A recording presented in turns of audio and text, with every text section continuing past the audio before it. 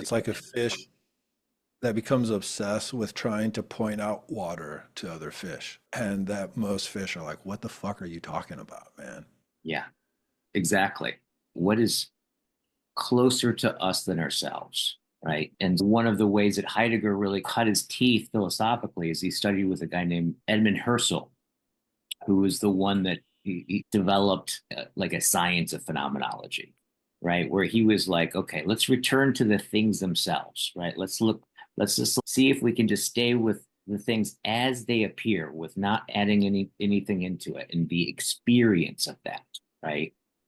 And Heidegger, in some way, was a student of Husserl. In fact, took over his chair as rector, right? But the moment he took over his chair, he actually went beyond Husserl, right? And when even a deeper sense, but he never, I mean, you could always get this sense that Heidegger really, at the bottom of it, was a phenomenologist.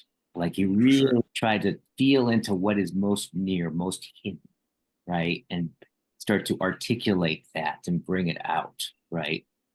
Into the foreground, if you will. And so, in some sense, when we look at technology, he said that there is this kind of, and we talked about this last time, that there was, he somehow was able to see this shift. And I don't know if I understand exactly how he saw this, right? But he talked about, like, in the beginning, in the first part of Heidegger, he talked about this, the ontotheology of, or the understanding of being was what he called mechanician, right? Which essentially is like the way that the world shows up as subjects standing over against objects.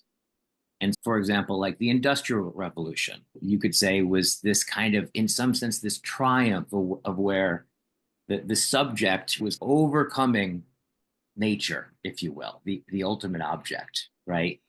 Yeah. He talked about that he would describe the world in terms of mechanicians and machines and this kind of these power differentials, and it had a lot of that kind of language. But then he started to see at some point when he started to notice that there was another kind of understanding that was taking over, which is what we're going to call the technological understanding of being, right?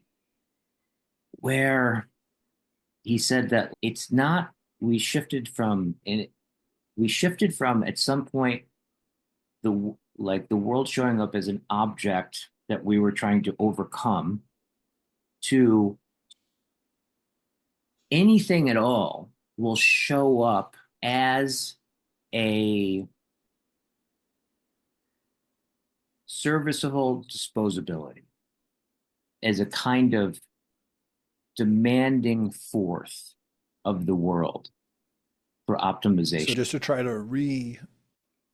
reflect the difference between the two is that the mechanistic feels like it implies that some things can't and some things can, whereas the technologic presupposes everything can eventually be Yeah, extracted or transformed. exactly. It's like a profoundly much deeper sense, right?